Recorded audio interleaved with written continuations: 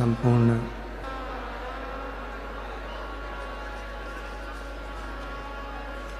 विश्व के कल्याण हेतु बाबा देवादिदेव महादेव की कृपा से चल नहीं रहा।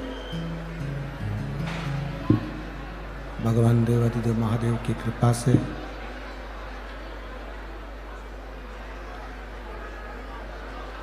श्रवण करने का सौभाग्य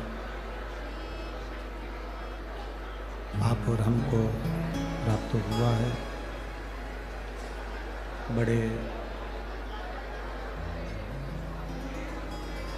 सौभाग्यशाली हैं सभी धुलिया नगर के सभी श्रोता भाई बहन जो इस पवित्र शिव महापुराण की कथा का दस्तान धुलिया नगर की इस पवित्र भूमि पर आप और हम कर रहे हैं।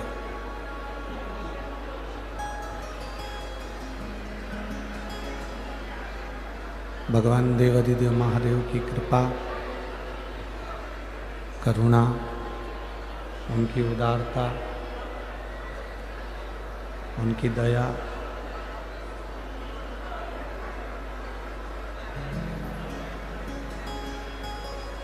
जो ये दामोदर मास में कार्तिक के पवित्र महीने में बाहर आवाज नहीं जा रही कहीं पर भी।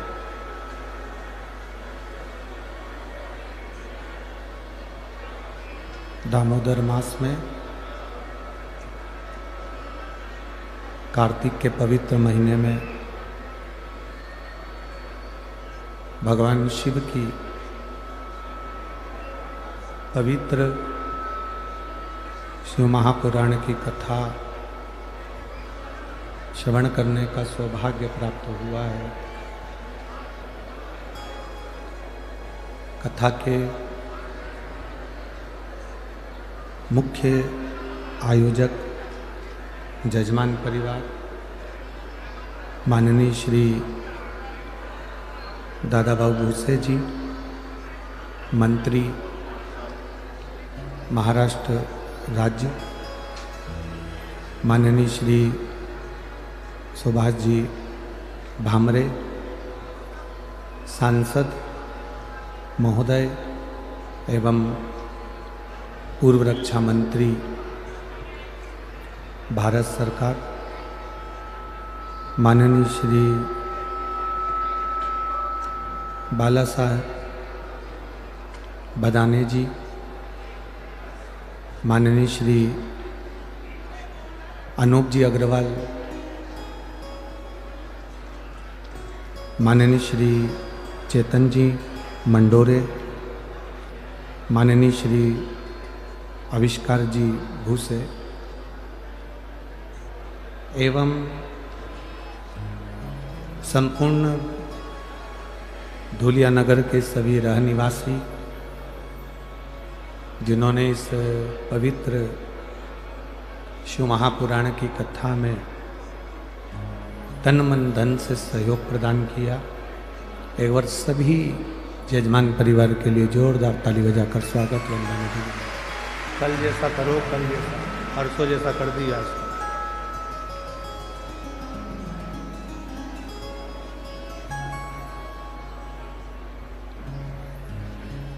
भगवान शिव की कृपा से, दया से,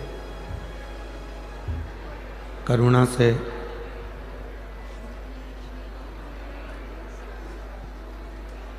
धुलिया नगर की इस पवित्र भूमि पर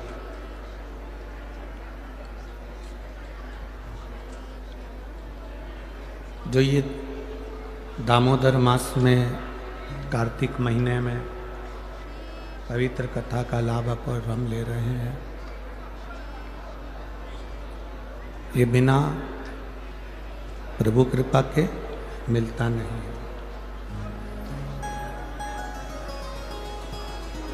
यदि इधर आओ,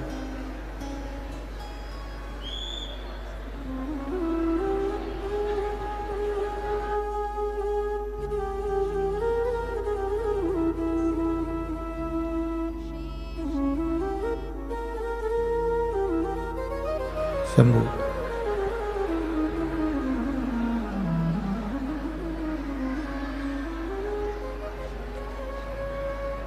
भगवान शिव की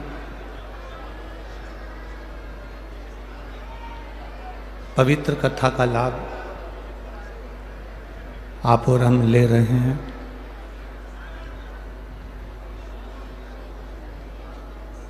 एक छोटा सा जीवन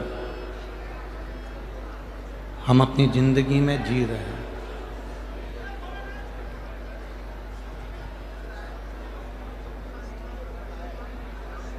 कल कथा में कहा था कि 84 लाख योनियां काटने के बाद में यह मानव की देह मिलती है।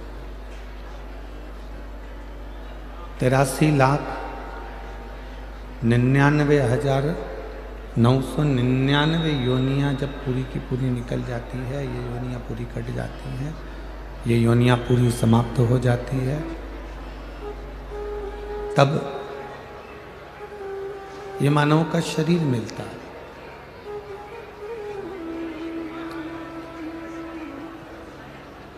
और इस मानव के शरीर को यदि हम व्यर्थ में गंवा दें तो फिर हमारा मानव का जीवन लेना श्रेष्ठ नहीं है।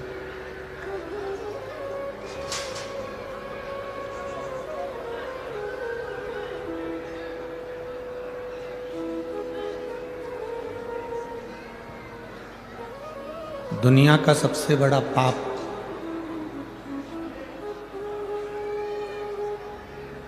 कौन सा है?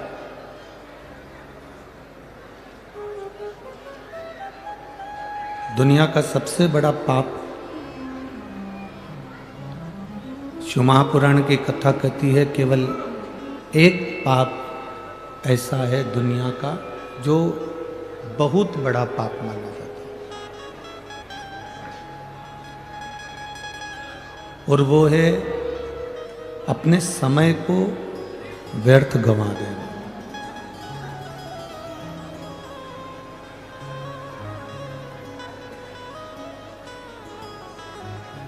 दुनिया का सबसे बड़ा पाप है अपने समय को व्यर्थ गंवाना। जो परमात्मा ने समय हमको दिया है, जो परमात्मा ने हमको समय प्रदान करा है, वो समय हमारा कर्म के प्रति जागरूक हो।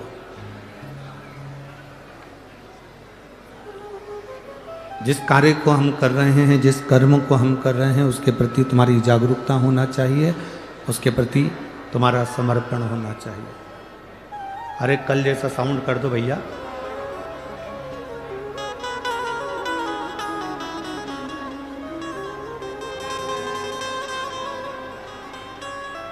तुम्हारा समर्पण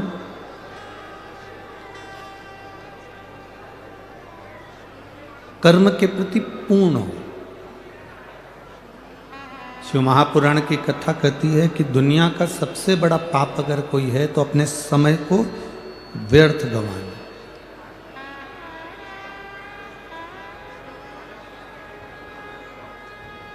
आप अगर अपने घर में व्यर्थ बैठे हुए हो, किसी कार्य के प्रति तुम्हारी जागरूकता नहीं है, किसी कार्य के प्रति तुम्हारी जागरूकता है ही नहीं, तो आप अपने ये ना सोचें कि मैं किसी को अपशब्द कहूँगा तो पाप होता है, या मैं किसी को मार दूंगा तो पाप होता है।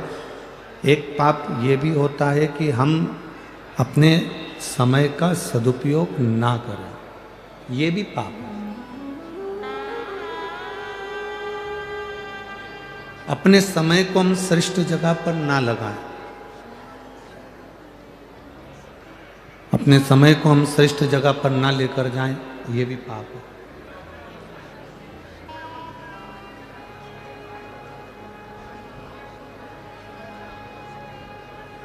21,600 श्वास में से सर्वश्रेष्ठ श्वास, सबसे अच्छी श्वास, 21,600 श्वास में से सर्वश्रेष्ठ श्वास अगर कोई होती है तो वो कौन सी होती है?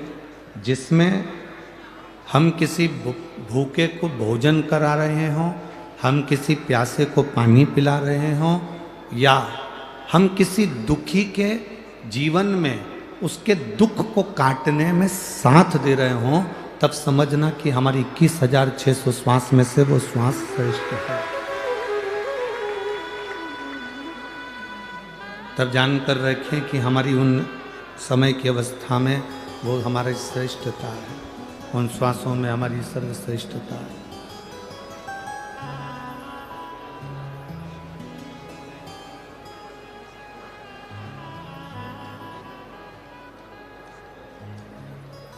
माता पार्वती जी अश्वी मनी घोड़ी बनी लक्ष्मी जी को ज्ञानोपदेश दे रही है। माता पार्वती जी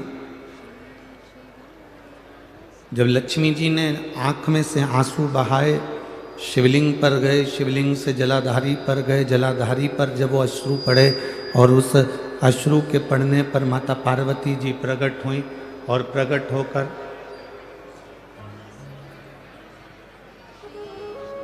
होकर माता पार्वती जी जब सम्मुख में आई,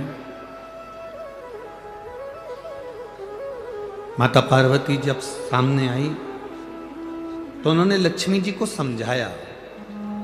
माता लक्ष्मी से कहा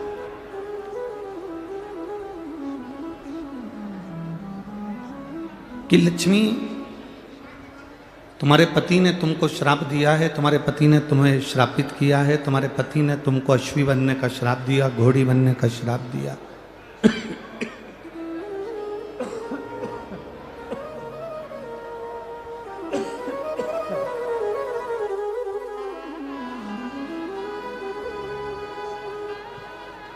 तुम्हें घोड़ी बनने का श्राप दिया, अश्वी बनने का श्राप दिया।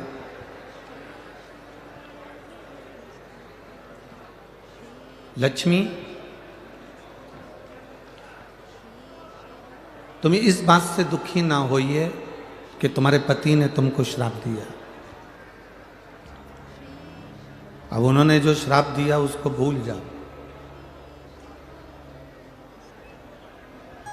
अब कुछ अच्छा करने का प्रयास करो। जो श्राप दिया है अब उसको भूल जाओ। और हम भी आपसे यही कहेंगे कि अगर कोई आपको गाली दे दे, कोई आपको अपशब्द कह दे, कोई आपको ताना दे दे, कोई आपको आड़ा टेढ़ा बोल दे, वो कह दिया, कहने के बाद आप उसको भूल जाइए। उसने कहा, आप उस बात को भूल जाओ। अब बहुत दिन तक अपने बुद्धि में लेकर बैठ जाना, बहुत दिन तक अपनी चित्तवृत्ति में लेकर बैठ जाना कि उसने मेरा अपमान करा है, उसने मुझे गाली दी, उसने मुझे अपशब्द कहा, उसने मुझे आड़ा टेढ़ा कहा, उसने मुझे आड़ा टेढ़ा बोल दिया। बार बार अपनी बुद्धि में उसको घुमाना, अपनी चित्तवृत्ति में लेकर आना, ये श्रेष्ठ नहीं है।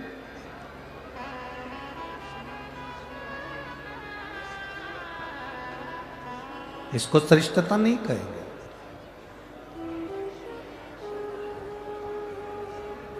कुछ गलत हो गया, उसे भूल जाइए।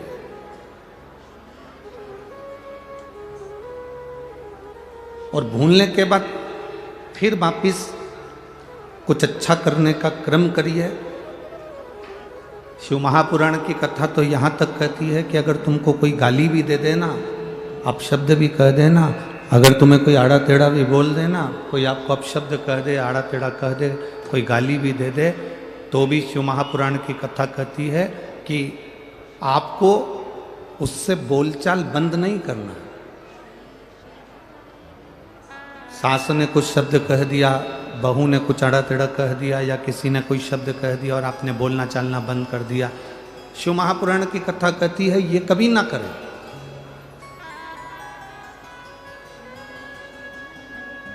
किसी ने अपशब्द भी कहा है, किसी ने आड़ा टेढ़ा भी अगर बोला है, किसी ने अपशब्द भी कह दिया, ताने भी दे दिए, गाली भी दे दी, हमको बोलना बंद नहीं करना है, बल्कि हम जैसे रहते थे वैसे ही रहे। कारण क्या होगा? जिसने गाली दी है, जिसने अपशब्द कहा है, जिसने ताना दिया है, तुम्हें उसका जवाब नहीं देना है। तुम तो बाबा पर एक लोटा जल चढ़ाते रहो और हर हर महादेव कहते रहो, जवाब तुम्हारा भोलेनाथ खुद समय आने पर दे देगा। तुम्हें उसका जवाब नहीं देना। तुम्हें अपशब्द नहीं कहना है, तुम्हें ताना नहीं देना है, ना तुम्हें गाली देना है, ना तुम्हें अड़े टेढ़ा बोलना।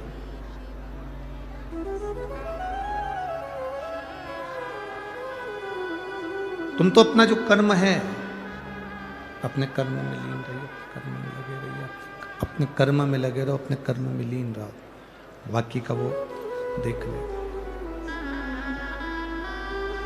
एक बात आपसे पूछना चाहेंगे यहाँ पर धूलिया नगर की सारी माताओं से और मेरे जितने बहनें बैठी हैं, जीजियाँ बैठी हैं, सभी जीजियों से और सभी मेरे भाइयों से, सभी जीजाओं से हम पूछना चाहेंगे कि ईमानदारी से बोलो, जितना टीचर ज्ञान देते हैं, जितना शिक्षक ज्ञान देते हैं, उससे दुगना ज्ञान आज के जमाने में गूगल और फेसबुक से बच्चे निकाल कर प्राप्त कर लेते हैं। बोलो सही है कि गलत है? ईमानदारी से बोलना, सही है ना? जितना शिक्षक ज्ञान दे रहे हैं, जितना टीचर ज्ञान दे रहे हैं, आज का बच्चा गूगल और फेसबुक पर दिन भर मोबाइल पर जो टीचर पढ़ाते हैं वो बच्चा उसको सर्च कर आधे से ज़्यादा पढ़ाई तो सोशल मीडिया पर पढ़ लेता है। आधे से ज़्यादा पढ़ाई सोशल मीडिया पर पढ़ लेता है। फिर भी हमारे यहाँ, हमारी भारतीय सभ्यता में, हमारे भारत देश की सभ्यता में, हमारे यहाँ शिक्षक, टीचर शंकर और पार्वती का एक रूप माना गया है। हमारे यहाँ का टीचर, हमारे यहाँ का शिक्षक शिव पार्वती का एक स्वरूप माना गया। क्यों? बच्चा कितना भी उसको मोबाइल पर पढ़ लेगा, बच्चा कितना भी गूगल पर सर्च कर लेगा, बच्चा कितना भी इंस्टाग्राम पर देख लेगा, या वो अपनी फेसबुक आईडी पर देख लेगा, या पढ़ाई मोबाइल पर कर लेगा, पर उस बच्चे को एक टीचर की साक्षी जरूरी है। जैसे सनातन हिंदू धर्म में भगवान की साक्षी मूल होती है। आप राम जी का भजन कर रहे हैं तो राम की साक्षी आपके सम्मुख में है। आप भगवान कृष्ण का भजन कर रहे हैं तो भगवान कृष्ण की साक्षी आपके सम्मुख में है। आप देवादिदेव महादेव का भजन कर रहे हैं तो भगवान शंकर की साक्षी आपके हृदय में है। केवल एक सनातन धर्म ऐसा धर्म है, केवल एक सनातन धर्म ऐसा धर्म है जिस धर्म के अंतर्गत आप जिस देवता का स्मरण करते हो उसका प्रतिबिंब आपके मन में, आपके हृदय में और आपकी दृष्टि में रहता है। बाकी के किसी धर्म में आप उसका प्रतिबिंब नजर नहीं कर सकते।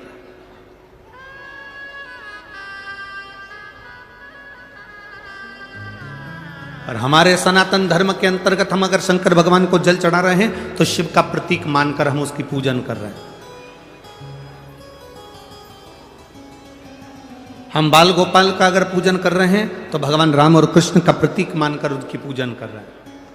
हम दुर्गा भवानी का पूजन कर रहे हैं तो जगत जननी धात्री का प्रतीक मानकर पूजन कर रहे हैं।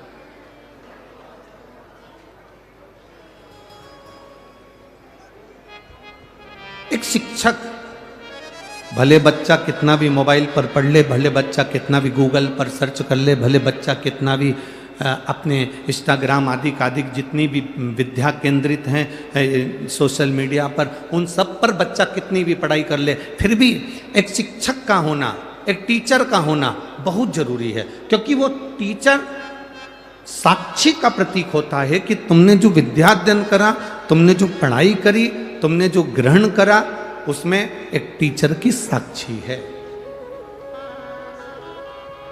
एक शिक्षक की साक्षी है। और मेरा निवेदन आज के टीचर और आज के शिक्षकों से केवल इतना सा निवेदन हमारा है,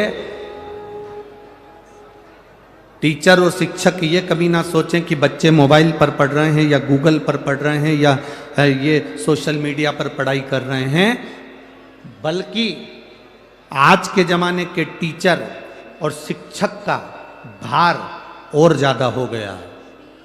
आज के ज़माने के टीचर और शिक्षक का भार ये बढ़ना चाहिए कि अब अगर बच्चे सोशल मीडिया पर पढ़ रहे हैं, बच्चे अगर गूगल पे सर्च कर कर पढ़ रहे हैं, बच्चे अगर मोबाइल पर पढ़ाई कर रहे हैं, तो आज के शिक्षक और आज के टीचर का कार्यभार और ये बढ़ जाना चाहिए कि अब बच्चे अगर मोबाइल पर पढ़ाई कर रहे हैं तो हम हमारे स्कूल में बच्चों को ये सिखाएं कि तुम किसी गलत व्यसन की ओर ना चले जाना, और उनका मोटिवेशन करते रहें, उनको समझाते रहें कि तुम गलत विचारों में ना जाए, गलत दृष्टि में ना जाए, गलत भाव में ना जाए।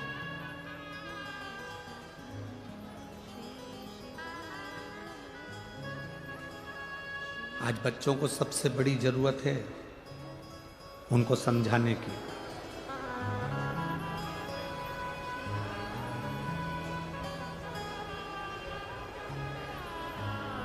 प्रथम गुरु कौन होता है? जम के बोलो जल्दी से। प्रथम गुरु कौन है? माँ। दूसरा गुरु कौन है? पिता। तीसरा गुरु कौन है? शिक्षक। चौथा गुरु कौन है? सतगुरु। पहले नंबर पर है माँ। यहां इतनी सारी बुजुर्ग माताएं बैठी हैं, बूढ़ी बूढ़ी माताएं बैठी हैं, वयो माता बैठी हैं, 60 साल से ऊपर वाली भी बैठी हैं, तो 50 साल से ऊपर वाली भी बैठी हैं।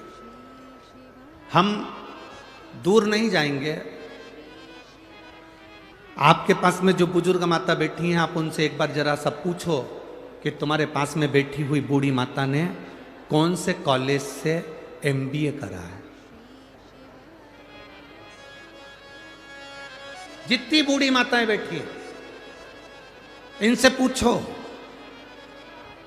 इन्होंने कौन से कॉलेज से पढ़ाई करी। जितनी बूढ़ी माताएं बैठी हैं 60 से ऊपर, 70, 75, 80, 55, 50, जितनी 50 से ऊपर वाली बैठी हैं, इनसे पूछो कि ये कौन से कॉलेज में पढ़ी थी, इनने कौन सी पढ़ाई करी थी, ये कितनी पढ़ी लिखी हैं, ये कितनी विद्वान है। कोई कहेगी हमने तो भैया उस समय का 9वीं तक पढ़ाई करी है, कोई कहेगा हमने 10वीं तक पढ़ा है, कोई कहेगा हमने 12वीं तक पढ़ा है, कोई कहेगा हमने कॉलेज करा है, कोई कहेगा हमने 5वीं पढ़ा है, कोई कहेगा हमने 7वीं पढ़ा है। पर बुजुर्ग माताएं जितनी बैठी हैं, इन्होंने भले पढ़ाई करी ना करी, भले ये टीचर थी ना थी, भले ये शिक्षक थी ना थी, पर इन बुजुर्ग माताओं से पूछना, इन्होंने अपने बच्चों को जो संस्कार दिया वो आने वाली पीढ़ी नहीं दे सकती। ये बुजुर्ग माताओं ने जो अपने बच्चों को संस्कार दिया है वो आने वाली पीढ़ी नहीं दे सकती है। कई बार बुजुर्ग माताएं कह देती हैं, ए बहू हमारी तो जिंदगी निकल गई बेटा, अब तू देख ले और टिंकल टिंकल लिटिल स्टार देख ले। अब हमारी जिंदगी तो जो निकलना थी वो निकल गई।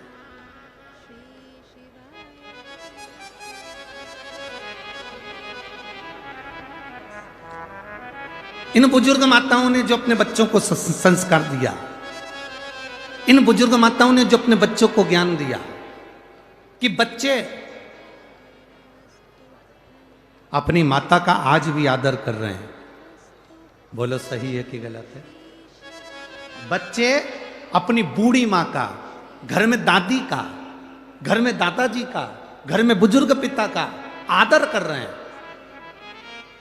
जो बूढ़ी माँ ने ना तो पढ़ाई करी, ना कॉलेज गई, ना स्कूल गई, ना कहीं पढ़ने गई, उसके बाद भी अपने बच्चों को उसने संस्कार इतने अच्छे दिए कि आज उसका बुढ़ापा सही निकल रहा है और आने वाली पीढ़ी क्या संस्कार प्राप्त कर रही है और कैसे संस्कार उसको मिल रहे हैं, ये आप अच्छे से जानते हो। आज के समय में जरा सा बच्चा अगर मोबाइल देख रहा हो ना, उस समय पर बच्चे को तुम काम बता दो, उतनी देर में तुम बच्चे का मुंह देख लेना।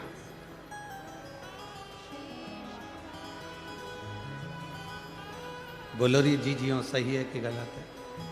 इतना सा बच्चा, एक जरा जरा से बच्चों को माताएं हमारे पास में लाती हैं या किसी गुरुजी के पास में जाकर कहती हैं ये बहुत चिड़चिड़ करता गुरुजी, ये ध्यान नहीं देता गुरुजी। छोटे छोटे से बच्चे को देखकर माताएं कहती हैं ये बहुत गुस्सा करता है गुरुजी।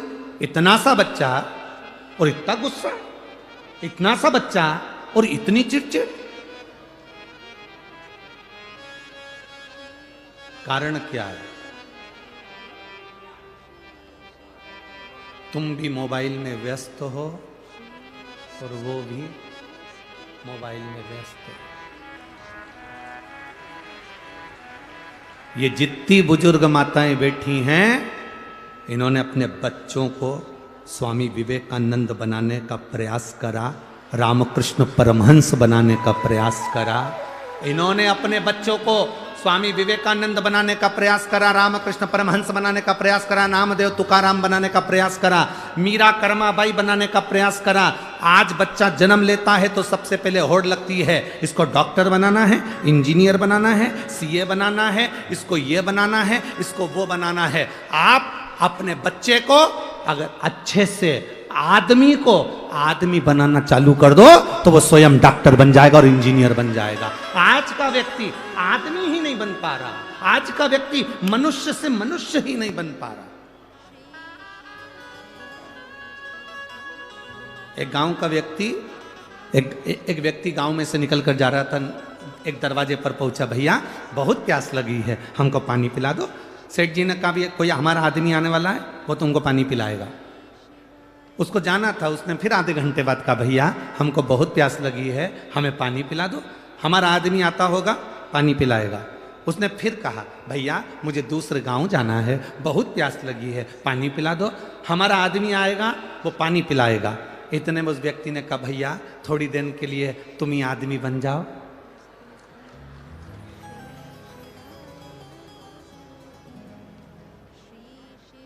हम स्वयं आदमी नहीं बन रहे, हम स्वयं मनुष्य नहीं बन रहे।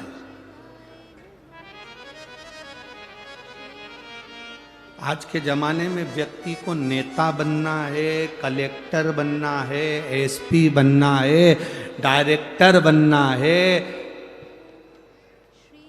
बहुत कुछ बनना है, पर आदमी नहीं बन पा रहा।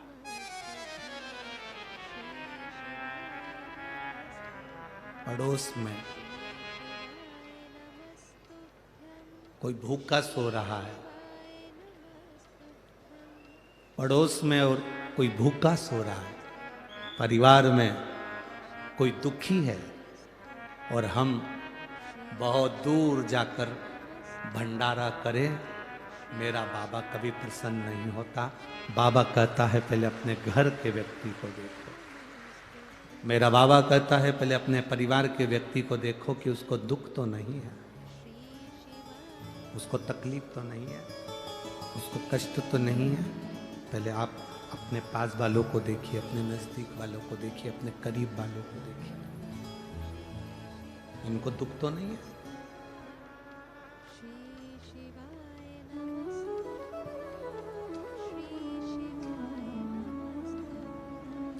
बनो। माँ पहले नंबर का गुरु होती है, प्रथम नंबर का गुरु है माँ, पहले नंबर का गुरु है माँ।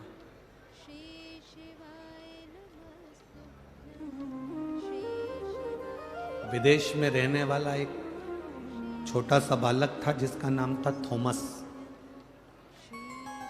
क्या नाम था? जम के बोलो जरा। थॉमस, छोटा सा बालक।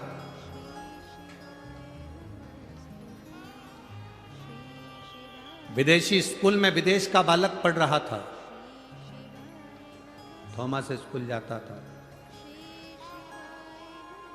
आज प्रिंसिपल ने थॉमस को बुलाया, हाथ में एक पत्र पकड़ा दिया, बंद कर कर लिफाफे में पैक कर कर थॉमस को दे दिया।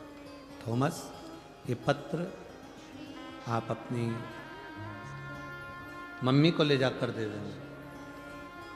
थॉमस, ये पत्र आप अपनी आई को ले जाकर दे देना, अपनी माता को ले जाकर दे देना। थॉमस उस पत्र को लेकर अपनी मम्मी के पास गया, आई के पास गया, मां के पास गया। मां से जाकर कहा, मम्मी, प्रिंसिपल ने आपके लिए पत्र दिया। थॉमस ने जब मां को पत्र दिया तो उस पत्र को मां ने पढ़ा। बेटे ने पूछा, मां, स्कूल के प्रिंसिपल ने पत्र में क्या लिखा है? मां कहती है, पत्र में लिखा है कि तुम्हारा बेटा बहुत ज्यादा विद्वान है, बहुत विद्वान है तुम्हारा बेटा, इसके लायक हमारे स्कूल में टीचर नहीं है। ये बच्चा इतना विद्वान है कि इसके लायक हमारे पास में टीचर नहीं है।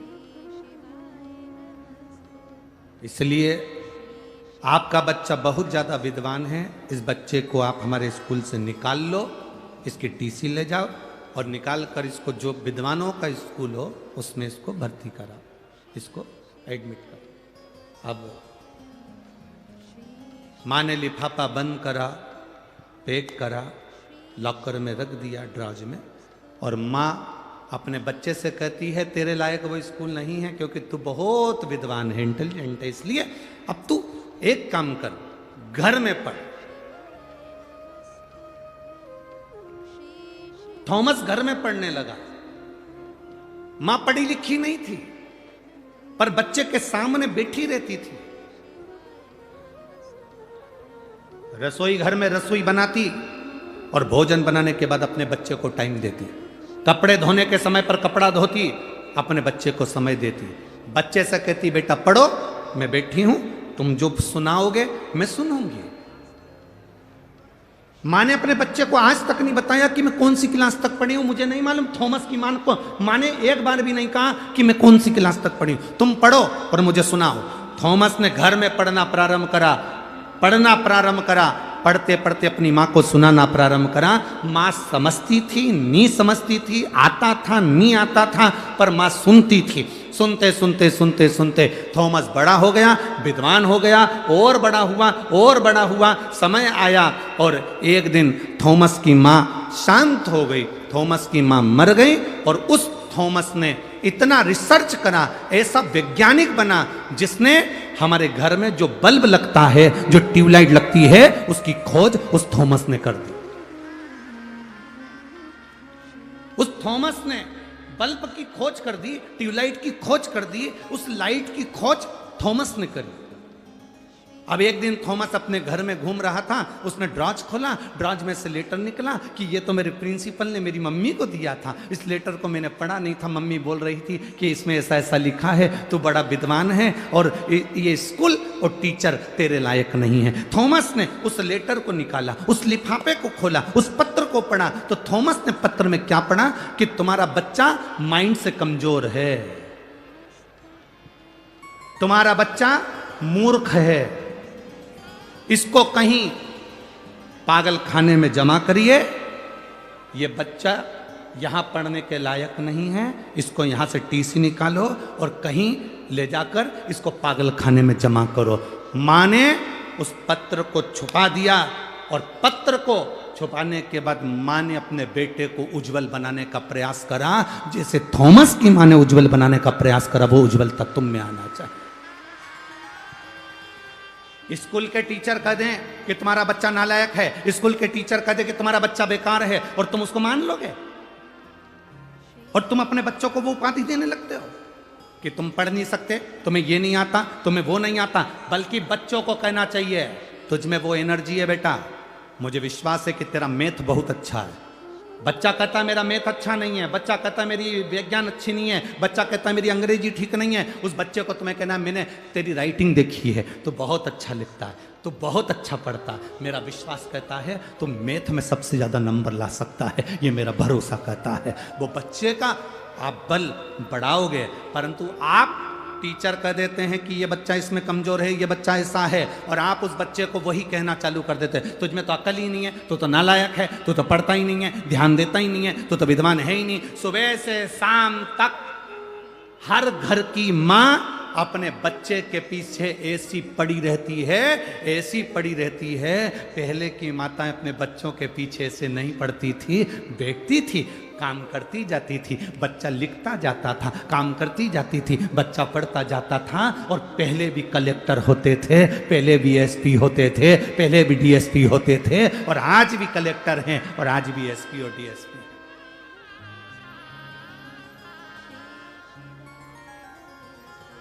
हम बच्चों को विद्या थोपे नहीं, हमने अपने बच्चों को विद्या थोप दी। पहले की माताएं विद्या थोपती नहीं थी, उसको अंदर तक प्रदान करती थी, अंदर तक प्रदान करती। हम क्या दे रहे हैं अपने बच्चों को? सुबह से उठती हैं माताएं और चिल्लाना चालू कर देती है, तैयार हो जाओ, स्कूल की वैन आने वाली है, गाड़ी आने वाली है। पहले सुबेरे सुबेरे से आवाज आती थी हरे राम राम राम हरे हरे, हरे कृष्णा। अब सुबह से आवाज आती उठ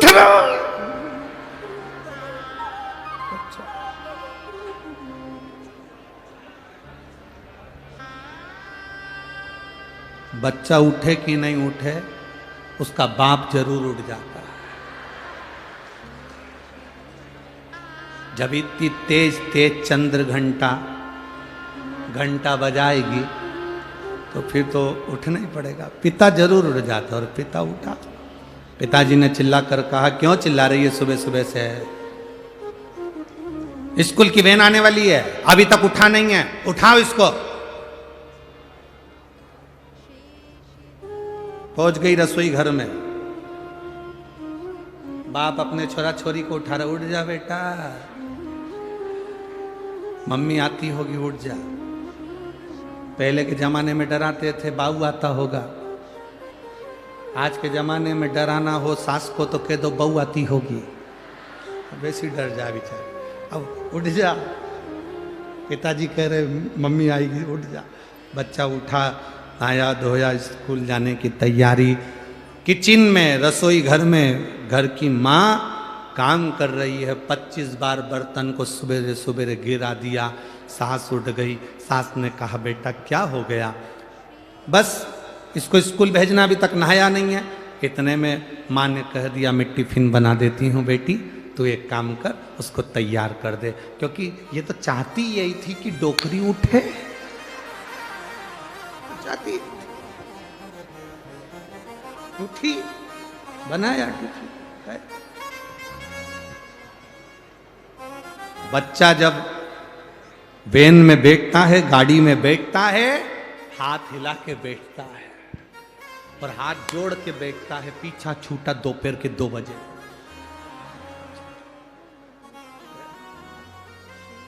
कहां? बच्चों को विद्या थोपना नहीं है, बच्चों को विद्या ग्रहण करने का एक तरीका उसकी जिंदगी में लाकर छोड़ना।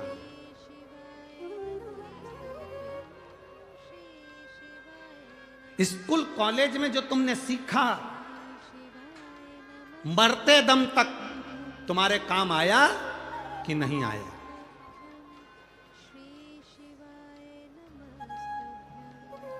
साइन थीटा, कॉस थीटा तुम्हारे काम आया कि नहीं आया?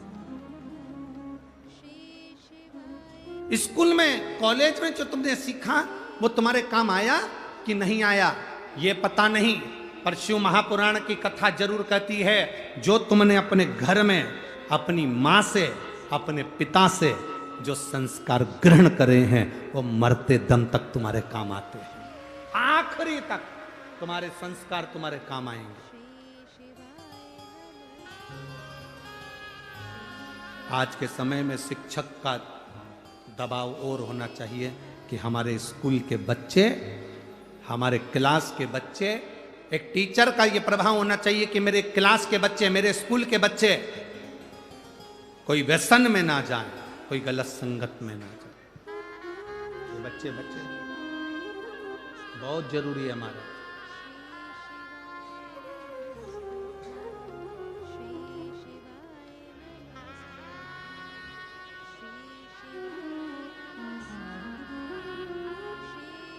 बहुत बुरी स्थिति चल रही है जहां पर नवयुवक बच्चे व्यसन की ओर जा रहे हैं। बहुत विचित्र स्थिति, उसमें हमें बचना है। और मत बुरे कर्म कर बंदे वरना पछताएगा, भगवान की आंखों से तू बच नहीं पाएगा, तू बच नहीं पाएगा। अरे ओ अज्ञानी मत कर नादानी, अरे ओ अज्ञानी मत कर नादानी। तेरे कर्म का फल भी तू ही पाएगा, जैसा किया तूने तेरे आगे आएगा। मत बुरे कर्म कर बंदे वरना पछताएगा, भगवान की आंखों से तू बच नहीं पाएगा, तू बच नहीं पाएगा।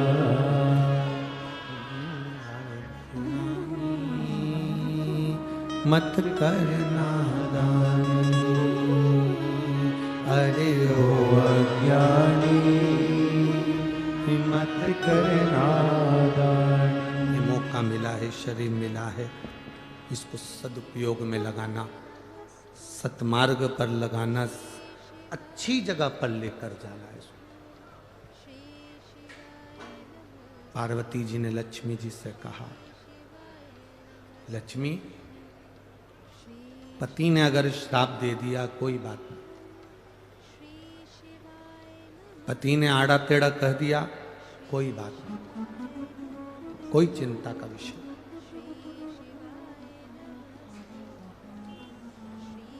सास अपशब्द कह दे, दिल में लेकर कभी मत जाओ।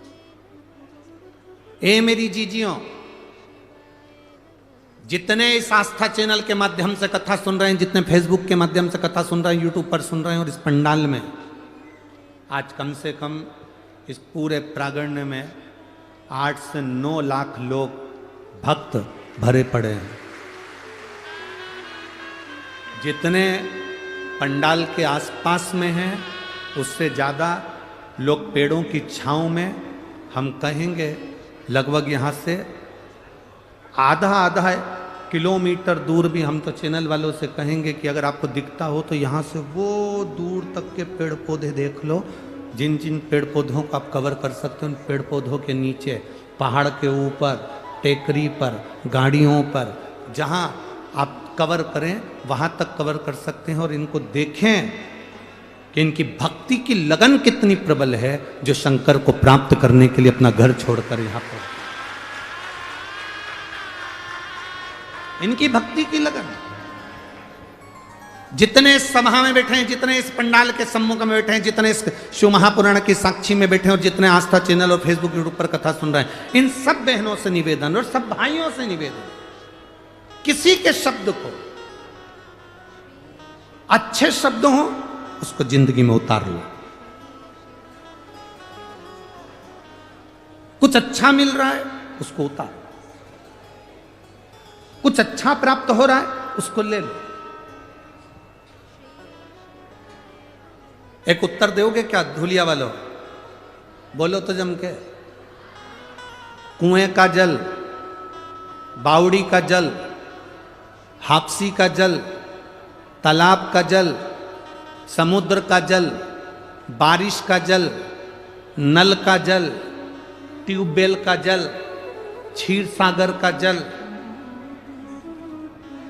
खड्डे का जल, जितने जल हैं इन सभी जलों में सर्वश्रेष्ठ जल कौन सा?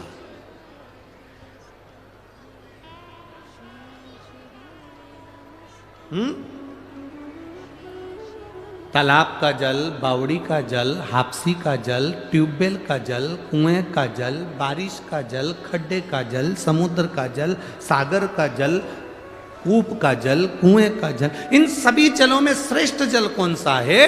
अगर आप अंदाजा लगाएंगे तो आपके स्मरण में आएगा, इसमें सर्वश्रेष्ठ जल अगर कोई सा होता है तो वो समुद्र का जल होता है।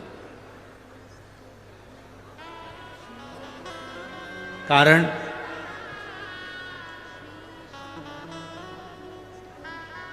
श्रीमद् वल्लभाचार्य जी ने एक ग्रंथ लिखा जिसका नाम है जल भेद। कौन सा ग्रंथ है? जल। श्रीमद् वल्लभाचार्य जी ने वर्णन करा सर्वश्रेष्ठ जल होता है समुद्र का जल। क्यों? कुएं के जल में कचरा डालोगे तो वो कुएं में सड़ता रहेगा, बावड़ी में कचरा डालोगे वो सड़ता रहेगा, ट्यूबवेल में कचरा डालोगे सड़ता रहेगा, खड्डे में कचरा डालोगे सड़ता रहेगा, नदी में कचरा डालोगे सड़ता रहेगा, सरोवर में कचरा डालोगे सड़ता रहेगा। पर समुद्र में अगर कचरा डाला है तो समुद्र की लहरें उस कचरे को किनारे पर लगा देती हैं, वापिस किनारा दे देती हैं। समुद्र कभी कचरे को अपने अंदर नहीं उतारता, समुद्र कचरे को किनारे पर लगा देता है। तो मेरे भारत की, देश की और विदेश में जितनी मेरी बहनें बैठी हैं उनसे एक ही निवेदन है, जब कोई तुम्हारे को भी कचरा दे, गाली दे, अपशब्द कहे, ताना दे, तो तुम समुद्र जैसा दिल रखकर कचरे को किनारा लगा दो। इस कचरे को किनारा तुम्हें लगाना। अपशब्द कहने वाले का अपशब्द हमारे दिल में नहीं रखना। समुद्र कचरे को अंदर नहीं रखता। फिर कहा समुद्र श्रेष्ठ क्यों है? तो कहा समुद्र इसलिए श्रेष्ठ है, समुद्र में सोना डालो, चांदी डालो, हीरा डालो, पन्ना डालो, समुद्र कभी किनारे नहीं लगाता, समुद्र अपने अंदर उतार लेता है। जब शिव महापुराण रूपी हीरा मिले, कोई अच्छी ज्ञान की बात कहे तो उसको अपने अंदर उतार कर रख लो। फिर कहा समुद्र का जल श्रेष्ठ क्यों है? तो कहा समुद्र का जल श्रेष्ठ इसलिए है क्योंकि समुद्र जब चंद्र बढ़ता है तो समुद्र उछलता है। बोलो री जीजियों सही है कि गलत है? चंद्र बढ़ता है समुद्र उछलता है, चंद्र घटता है समुद्र बैठ जाता है। समुद्र से हमें अपने को समुद्र जैसा बनाना है। जब किसी को बढ़ता हुआ देखो तो इतने खुश हो जाओ कि भगवान इसको और ऊपर पहुंचाना, और उन्नति देना। और चंद्र घटता है तो समुद्र घटता है। जब किसी को दुखी देखो, किसी को घटता हुआ देखो तो तुम्हारा दिल भी घटना चाहिए, तुम्हें भी नम्रता आना चाहिए। समुद्र क्यों अच्छा है? तो समुद्र इसलिए अच्छा है क्योंकि समुद्र खारा होता है, सच बोलने वाला हमेशा बुरा होता है।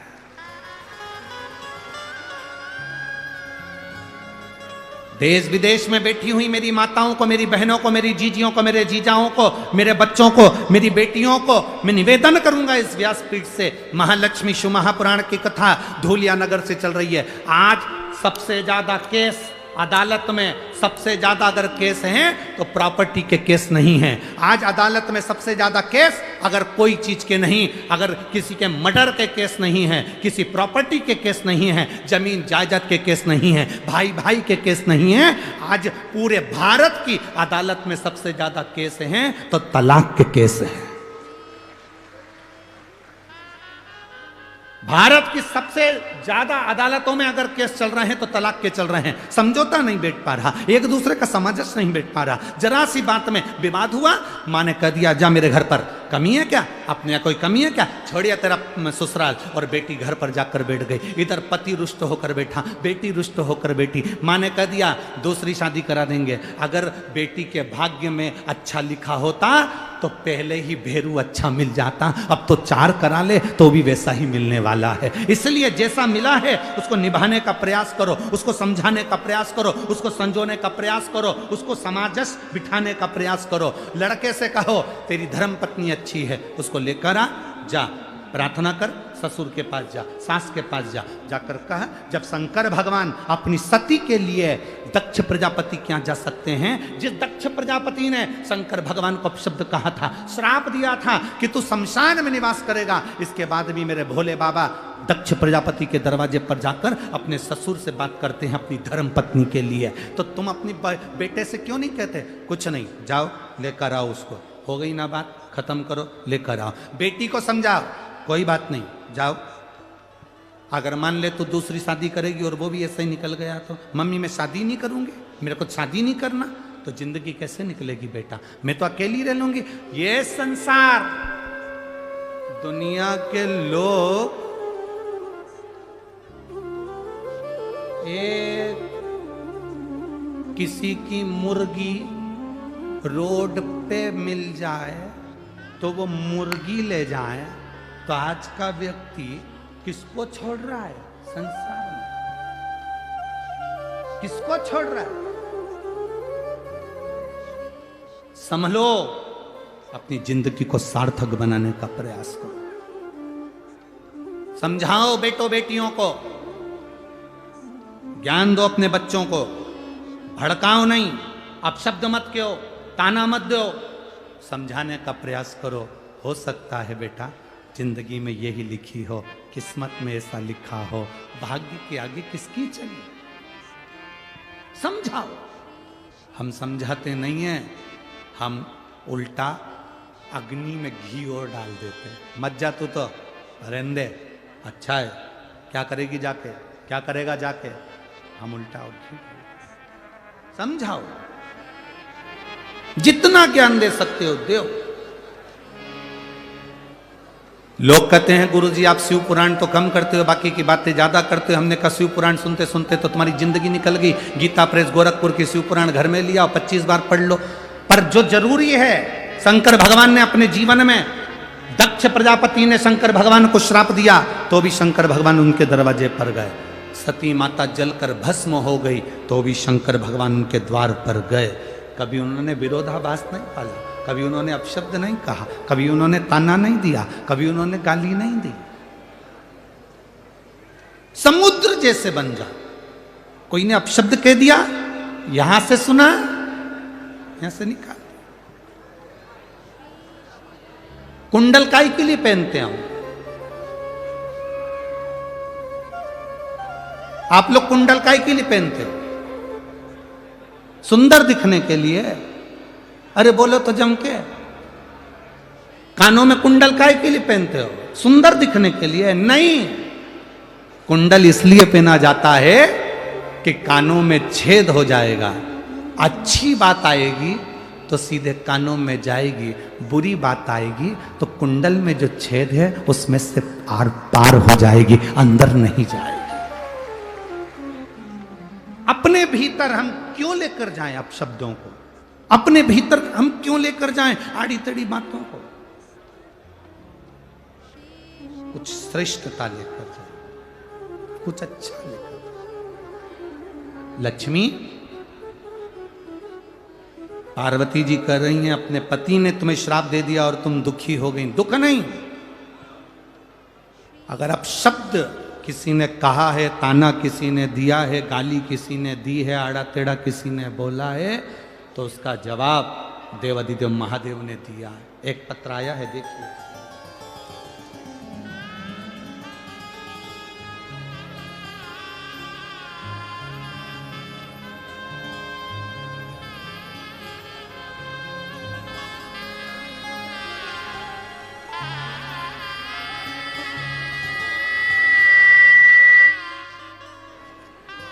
मेरा नाम राहुल गिरासे है, राजपूत।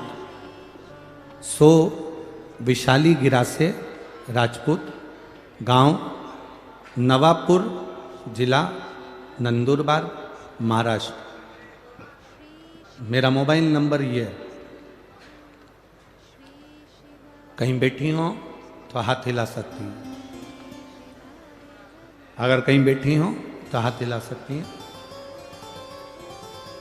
श्री राहुल गिरासे, सो विशाली गिरासे, नवापुर, जिला नंदुरबार, महाराष्ट्र। मोबाइल नंबर ये है, कहीं बैठी हैं? अच्छा ठीक है, हाथ हिला दो एक बार। हाँ ठीक है, ठीक है। गुरुजी, मेरी बेटी धृति की उम्र 5 महीने है।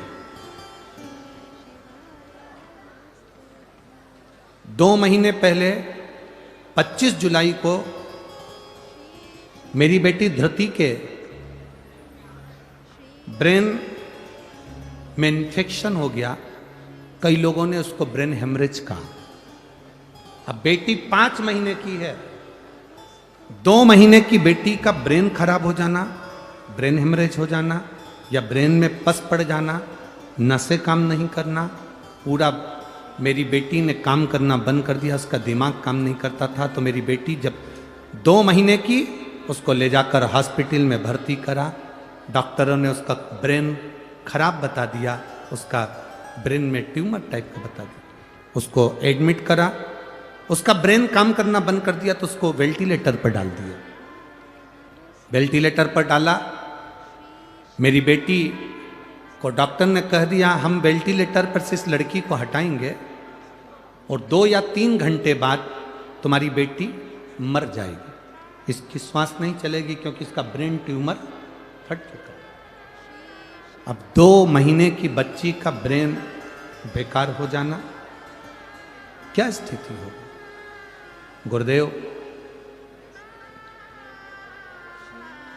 हमने भी डॉक्टर से कह दिया, डॉक्टर साहब अगर मेरी बेटी को कुछ हुआ तो ये सारे मेरे हॉस्पिटल में जितने लोग खड़े हैं ये कहते हैं कि तू शंकर के मंदिर जाती है, तू शंकर जी को जल चढ़ाती है, तू सीहोर वाले बाबा को इतना मानती है, और तेरी बेटी जैसे ही वेंटिलेटर से उठेगी वैसे ही उसके 2 घंटे में 3 घंटे में प्राण छूट जाएंगे। डॉक्टर कह रहा है कहाँ है तेरा बाबा, कहाँ है तेरा शिव? मैंने अपने परिवार वालों से कहा कि मेरे घर पर रुद्राक्ष रखा है, उस रुद्राक्ष को पानी में गला दो और शिव जी को चढ़ाकर ला दो। रात भर का इंतजार नहीं कर सकते तुम तो अभी की अभी पानी में डाल दो। रात भर अगर पानी में डाल लेंगे तो समय लगेगा। बेटी को सीहोर का लाया हुआ रुद्राक्ष पानी में डालकर शंकर जी को चढ़ाकर बेटी को तुरंत उसी जल को उठाकर शिव जी का चढ़ा हुआ बेटी के मुख में दिया। गुरुदेव, डॉक्टर ने तो कह दिया था कि ये 3 घंटे में मर जाएगी, इसको ले जाओ। हम वेंटिलेटर पर से उतार कर लड़की को लिया है, उसका ब्रेन ट्यूमर फट चुका था, ब्रेन खराब हो चुका था। डॉक्टर के हिसाब से इसका ब्रेन काम नहीं कर रहा था, पर हम उस बेटी को अपने घर लिया है। डॉक्टर ने कहा इसको ले जाओ क्योंकि मरेगी तो सही, इसको लेकर जाओ। हम बेटी को घर लाए, हर 10 मिनट में हमने बेटी को रुद्राक्ष का जल दिया और बाबा से कहा, वो सीहोर वाला महाराज कथा में कहता है कि तेरे पर कर अगर है भरोसा कभी टूटता नहीं है। अगर वो कहता है तो शिव कहता है बाबा टूटने मत देना। आज मेरी बेटी गुरुदेव बाबा की कृपा से पूर्ण तरह से स्वस्थ है, उसका ब्रेन काम कर रहा है और मेरी बेटी मरी नहीं। मैं उसको लेकर आई हूँ। बच्ची को लाई हो, थोड़ा सा ऊंचा कर दो, चैनल वाले उसको क्लोज कर कर आस्था चैनल पर और उस पर दिखा सकते हैं।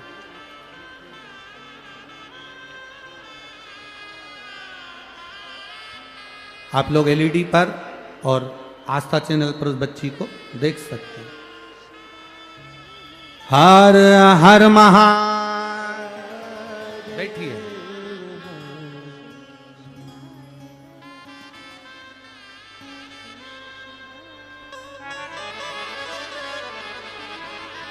हमारे बीच में महाराष्ट्र शासन के कैबिनेट मंत्री, धुलिया के पालक मंत्री माननीय श्री गिरीश भाऊ महाजन जी यहाँ पधारे हुए हैं। एक बार जोरदार ताली बजाकर उनका स्वागत वंदन अभिनंदन बहुत बहुत साधुवाद है। जो भगवान देव अधिदेव महादेव की पवित्र कथा का लाभ आप ले रहे हैं उसके लिए साधुवाद। शिव है ओ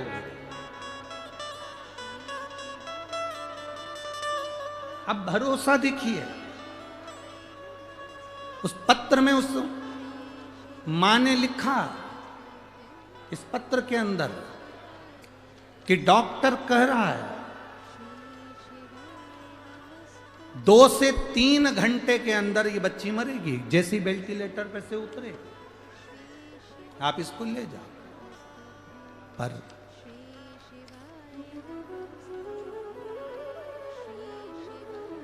कभी किसी की गलत बातों को अंदर मत जाने। फिर कहा जब अपने को लगने लगे कि अपन बहुत दुखी हैं, लक्ष्मी आपको लग रहा है कि आप दुखी हैं, परमार्थ का कार्य करना प्रारंभ कर दो।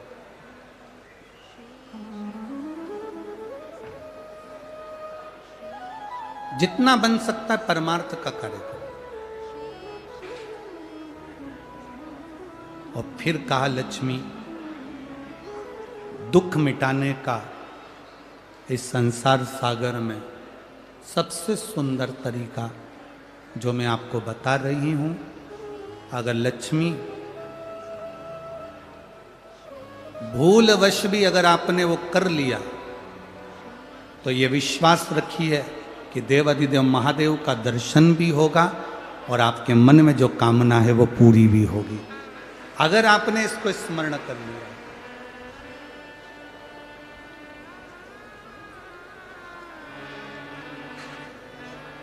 लक्ष्मी जी ने हाथ जोड़कर निवेदन करा, पूछा मैं अंदर से बड़ी दुखी हूं, बहुत तकलीफ है, बहुत कष्ट है, बहुत ज्यादा दुख है, कष्ट है।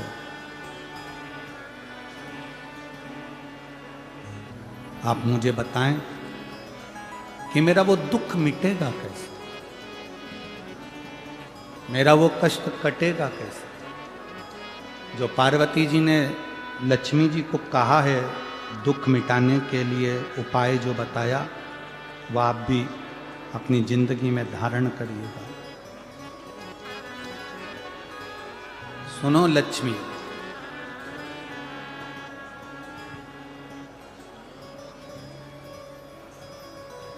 तुमने जो पार्थिव शिवलिंग का निर्माण करा था उस पार्थिव शिवलिंग पर आपके अश्रु गिरे, वो अश्रु मेरे पास आए, उस अश्रु के बल पर मेरा दर्शन हो। अब लक्ष्मी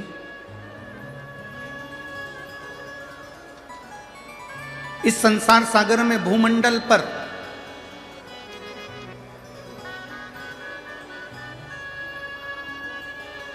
जहां भी बेलपत्र का वृक्ष हो, इस भूमंडल पर इस संसार सागर में जहां पर भी बेलपत्र का वृक्ष हो, उस वृक्ष की छांव में आप प्रतिदिन प्रदोष काल में यदि बेलपत्र के वृक्ष का दर्शन कर कर शिव नाम का जाप करोगी तो भगवान देव अधिदेव महादेव का दर्शन अवश्य होगा और दुख कटेगा। एक कथा आप लोगों ने अगर सुनी होगी, पहले हमने एक बार परली बैजनाथ में सोमानी जी कथा कराए थे। तो परली बैजनाथ में जब सोमानी जी कथा कराए थे तो उसमें हमने एक बात कही थी, उसका स्मरण यदि आपके अंदर होगा तो आपको स्मरण में आ जाएगा।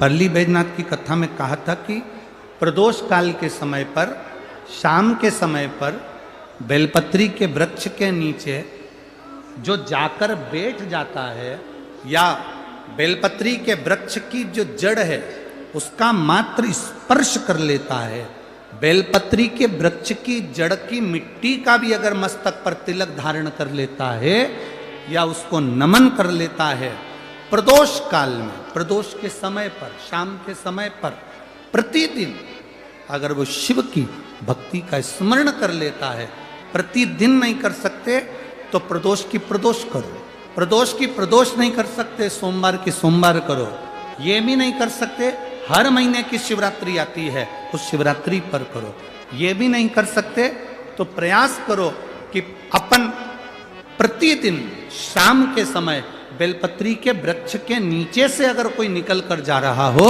उसका मात्र दर्शन हो जाए तो भी हमारा दुख आधा समाप्त हो जाए, तो भी उसका दुख समाप्त हो।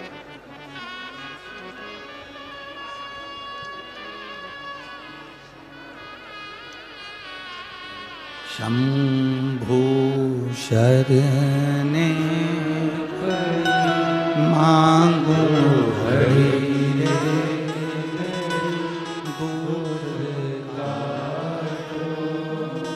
दया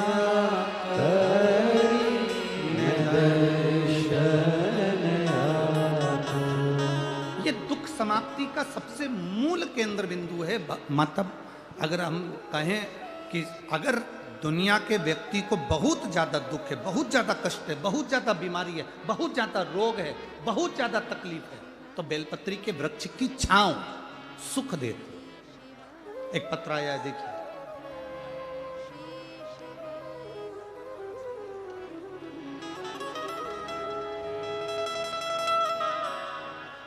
सुनंदाबाई रमेश जी पाटिल,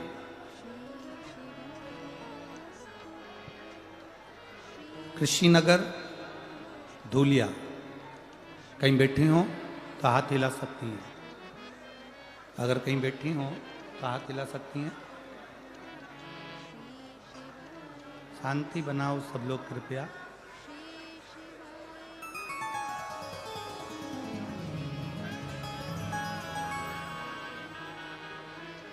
सुनंदाबाई रमेश जी पाटिल, कृषिनगर धूलिया। कहीं बैठी हो तो हाथ हिला सकती हैं। हाँ ठीक है, दिख गए, हाथ हिला दो एक बार। ठीक है, हर हर महादेव।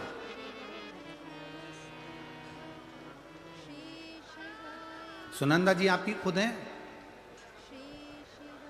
स्वयं आई हैं, हाथ हिलाओ।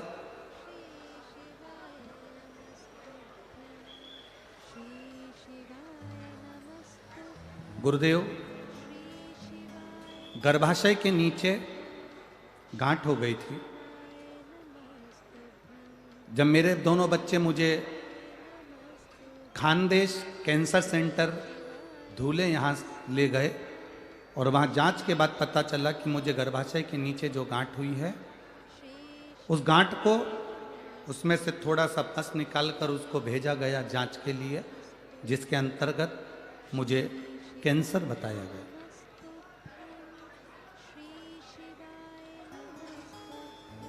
अब कैंसर की गांठ गुरुदेव बताया गया। इस रिपोर्ट के बाद मेरे बच्चों ने और मेरी ननंद ने, नंदोई ने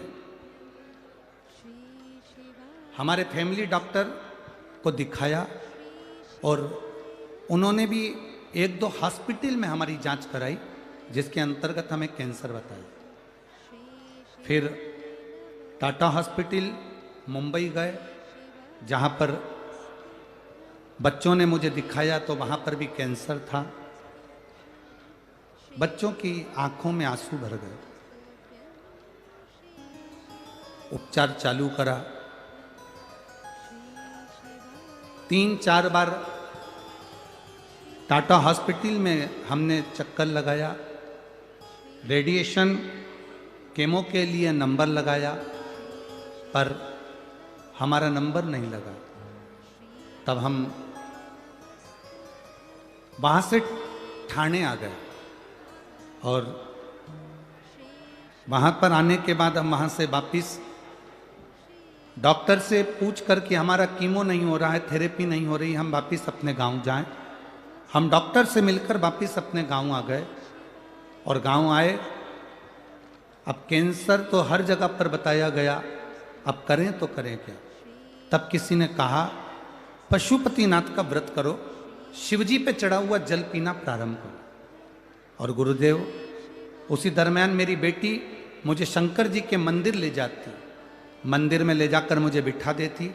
मैं नंदी के पास में बैठकर बाबा से प्रार्थना करती, ये कहाँ की बीमारी दे दी तूने बाबा, मुझे कैंसर बता दिया, अब करूँ तो करूँ क्या। कीमो मेरा हो नहीं रहा क्योंकि वहाँ नंबर नहीं लग रहा। मैं वापिस आ गई हूँ और बाबा अब ठीक करेगा तो तू करेगा। मैंने कथा में सुना है बाबा तू सबकी बीमारी ठीक करता है तो मेरी भी करेगा। पशुपति व्रत करे, शिवजी पे चढ़ा हुआ जल पीना प्रारंभ करा, बेलपत्री खाना प्रारंभ करी और नंदी के पास बैठती। आपने कहा था गुरुजी की बेलपत्र के वृक्ष के नीचे प्रदोष काल में बैठकर जो बोला जाता है बाबा वो सुनता है। मैं बेलपत्र की वृक्ष की छांव में बैठ जाती, वहाँ की मिट्टी मेरे पेट पर लगा लेती, बाबा को प्रार्थना करती, दिया लगाकर वापिस आ जाती। बाबा की मैं क्या गुणगान करूं गुरुदेव। 4/10/2023 को हम वापिस टाटा हॉस्पिटल में दिखाने के लिए मुंबई गए और जो जांच वापिस चालू हुई उसमें मेरा कैंसर समाप्त हो चुका था।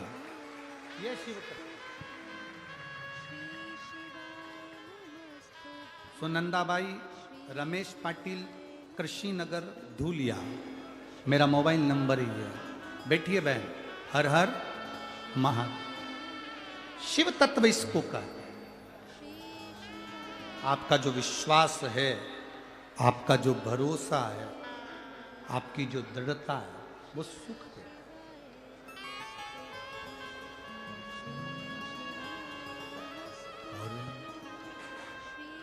खाली न जाता कोई दर से तुम्हारे, खाली न जाता कोई दर से तुम्हारे, मैं भी खड़ी हूँ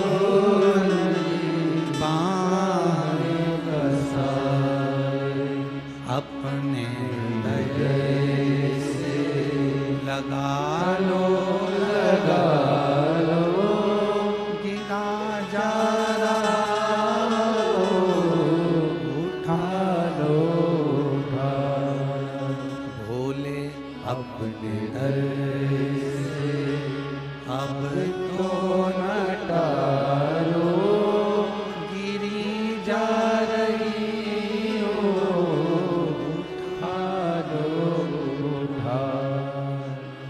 जो दिल से पार्वती जी लक्ष्मी जी से कह रही हैं। महालक्ष्मी शिव महापुराण की कथा कहती है कि लक्ष्मी अगर बेलपत्र के वृक्ष के नीचे से कोई निकल कर आ रहा है और उसकी शरीर की रज का भी स्पर्श हो जाए तो तुझे शिव का दर्शन। मेरी जीजियों, मेरे जीजाओं, मेरी बेटियों, मेरे भाई, तुम कंपटीशन एग्जाम में बैठ रहे हो, पढ़ाई कर रहे हो, तैयारी कर रहे हो, गवर्नमेंट जॉब की तैयारी कर रहे हो। ये जितने पत्र यहाँ पर रखे हैं, जितने पत्र यहाँ पर हैं, इस चौकी के नीचे भी जितने पत्र रखे हैं, यहाँ पर भी जितने पत्र रखे हैं, आप उन पत्रों में से सारे पत्र निकाल कर देखना।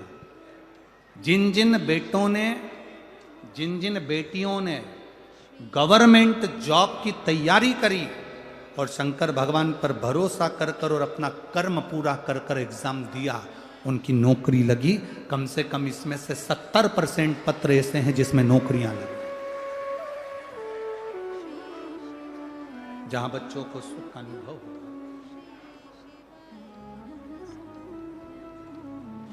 अपनी मेहनत पूरी करो। बीमारी आई है, डॉक्टर को दिखाओ, बीमारी आई है, जांच कराओ। रोग आया है, बड़े से बड़े हॉस्पिटल में जाओ, अच्छे से अच्छे डॉक्टर को दिखाओ। उसने दवाई लिखी, खाओ। उसने जांच का बोला, जांच कराओ।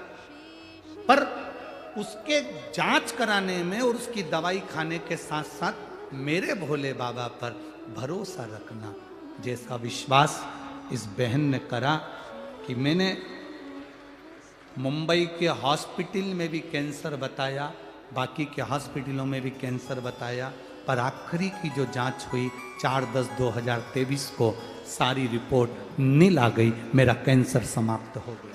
ये विश्वास तुम्हारे अंदर होना चाहिए, ये विश्वास तुम्हारे भीतर जागृत होना चाहिए। एक महिला ऐसी बैठी है इस कथा में जिसका पति 2013 में शांत हुआ।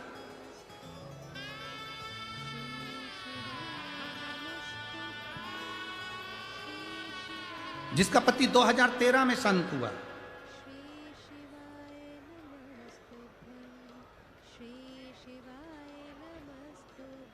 पति जो इसमें लिखा है, कभी उसका भाई 2013 में शांत हुआ और भाई 2013 में शांत हुआ, जो कि पुलिस में नौकरी करता था, एक्सीडेंट में चला गया था। उस 2013 में गए हुए भाई के जाने के बाद उसके घर के किसी व्यक्ति को नौकरी नहीं मिली। 2013 में शांत हुआ, पत्नी को भी नौकरी नहीं मिली, परिवार के किसी व्यक्ति को नौकरी नहीं मिली। तब मैंने अपने भाई की धर्मपत्नी को कहा, मेरी भाभी को, भाभी एक बार प्रदोष काल में शाम के समय बेलपत्री के पेड़ के नीचे जाके बैठकर श्री शिवाय नमस्तुभ्यम का जाप करो, शंकर भगवान का पशुपति व्रत करो। मेरी भाभी ने व्रत करा और 20 साल के बाद नौकरी मिली। 2023 में वो नौकरी प्राप्त हुई। 2013 में मरा। पत्र लिखा है कविता किशोर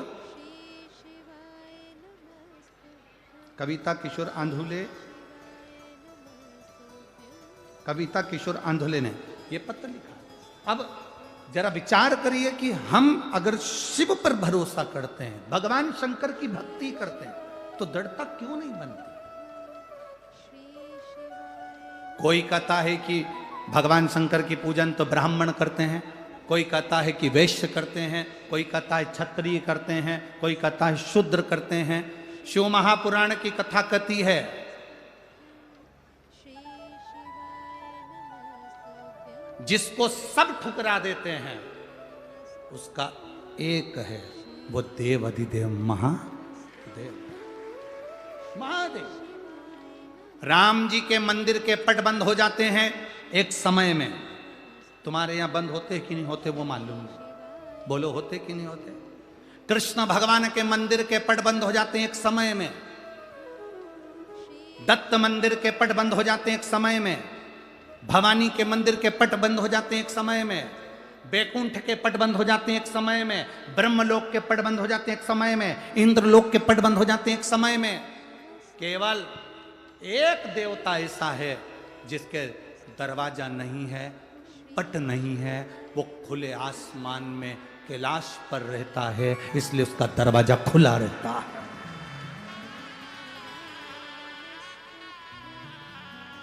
लोग कहते हैं ब्राह्मण अलग, कोई कहता है ब्राह्मण हम उच्च हैं, कोई कहे वैश्य उच्च है, कोई कहे क्षत्रिय उच्च है, कोई कहे शूद्र उच्च है। मेरे राम जी महाराज ने पृथ्वी पर प्रकट हुए थे तो मेरे राम जी के जन्म के समय पर 4 हाथ थे। कितने हाथ थे? जम के बोलो जरा। 4। आप लोग स्तुति गाते हैं, भय प्रगट कृपाला दीन दयाला, उसको पढ़िएगा। माता पुनि बोली सोमति डोली तजउतात ये रूपा। ये रूप नहीं चाहिए 4 हाथ का, आयुध 4। मेरे राम जी प्रकट हुए उनके 4 हाथ थे, मेरे भगवान कृष्ण पृथ्वी पर प्रकट हुए उनके 4 हाथ थे। पर माता देवकी ने कह दिया 2 हाथ का पुत्र चाहिए, कौशल्या जी ने कह दिया 2 हाथ का पुत्र चाहिए। राम जी के जन्म के समय पर 4 हाथ इसलिए थे क्योंकि राम जी का एक हाथ ब्राह्मण है, दूसरा हाथ वैश्य है, तीसरा हाथ क्षत्रिय है, तो चौथा हाथ शूद्र है। ये चार जो वर्ण हैं, ये मेरे भगवान के चार हाथ हैं और ये बुलंद है।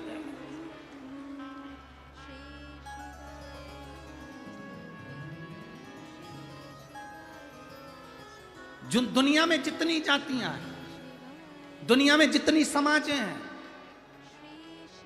चाहे वो ब्राह्मण हो, चाहे क्षत्रिय हो, चाहे वैश्य हो, चाहे शूद्र हो, इन सब का अगर कोई देवता है तो केवल एक देव अधिदेव महादेव है। अब दुनिया के लोग भटका रहे हैं, अब दुनिया के लोग भ्रम उत्पन्न कर रहे हैं। उन्होंने कह दिया भगवान को मत भजो, अगरबत्ती मत लगाओ, दिया मत लगाओ, मंदिर मत जाओ, तिलक मत लगाओ, चोटी मत रखो, गले में रुद्राक्ष मत पहनो, तुलसी की माला मत पहनो। मेरी जीजियों और मेरे जितने भाई बैठे हैं, आप सबसे निवेदन है, अपने गांव में, नगर में शंकर का एक ओटला हो, मंदिर हो, शंकर का शिवलिंग हो, पूरा गांव के लोगों से कहो तुम कितने भी बढ़ जाना पर अपने बाप को मत भूल जाना, शंकर को जल जरूर चढ़ाना। अपने पिता को मत भूलो जो तुम्हारा पिता है, अपने बाप को मत भूलो जो तुम्हारा पिता है, वो शिव देवाधिदेव महादेव है।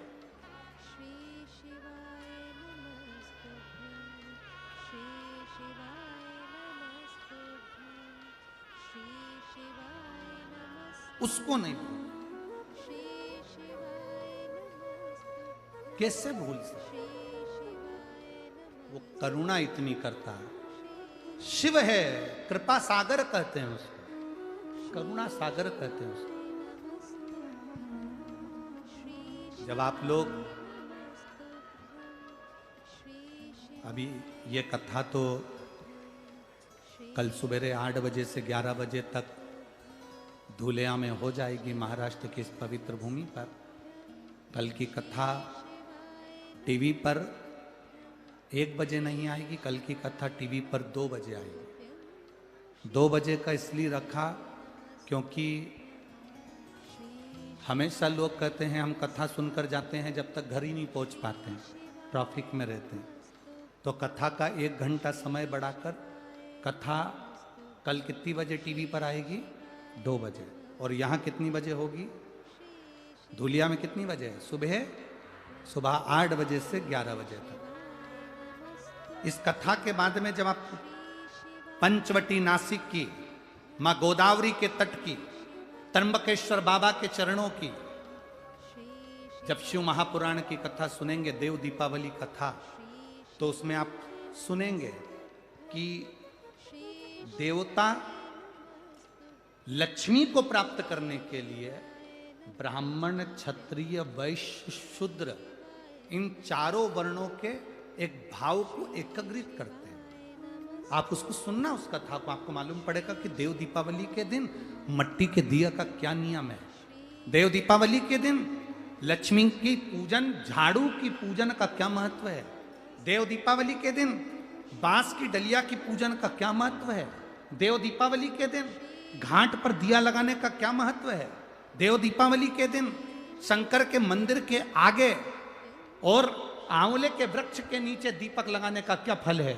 ये देव दीपावली की उस पवित्र कथा में आप 5 दिन में सुनेंगे, 21 से 25 तारीख तक, दोपहर में 2 बजे से 5 बजे तक उसको श्रवण करेंगे, धारण करेंगे। पार्वती जी ने लक्ष्मी जी से कहा, लक्ष्मी जी ने सुन लिया कि बेलपत्र के वृक्ष के नीचे खड़े होकर अगर शिव नाम का जाप किया जाए, श्री शिवा नमस्तु, श्री शिवा नमस्तु, श्री शिवा नमस्तु, श्री शिवा नमस्तु, श्री शिवा नमस्तु। जब हम मंत्र का उच्चारण करते हैं उसका फल मिलता है।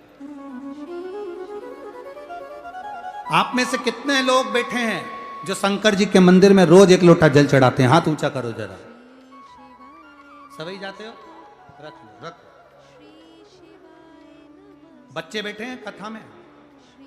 कितने बच्चे बैठे हैं, जरा हाथ उठाओ। बच्चे लोग जो कथा में बैठे हैं, ठीक है, रखो रखो रखो। बच्चे से मतलब मालूम है ना? है? बच्चे से मतलब मालूम है?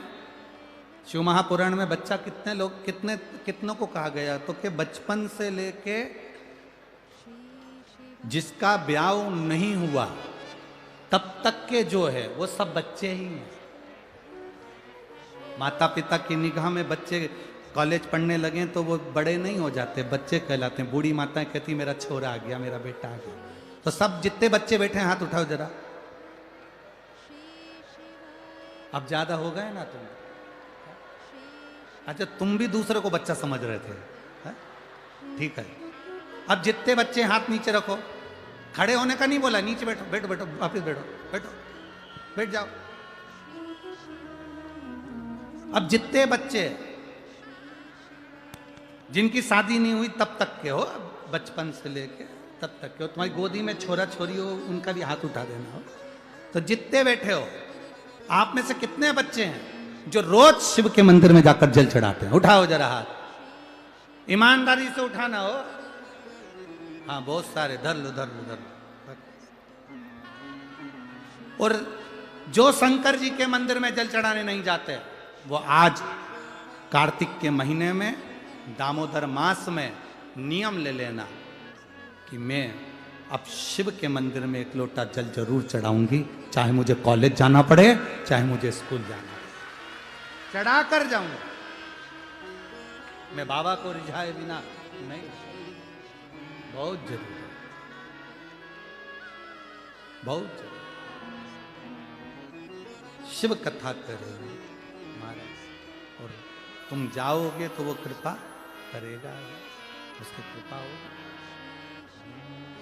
अपने स्थान पर बैठकर भगवान देव अधिदेव महादेव से अपने मन की बात बड़े भावों के साथ दिल से प्रार्थना करिए। आज कथा का चतुर्थ दिवस है, कल कथा विराम हो जाएगी। दामोदर मास में, कार्तिक महीने में आप बाबा से प्रार्थना करने का जो सौभाग्य मिला है, उसको दिल से बाबा से कहें। जहाँ कार्यकर्ताओं को जगह मिले वो वहाँ बैठ कर बोलें, और बैठकर सब प्रार्थना करें। श्री शिवा नमस्तु,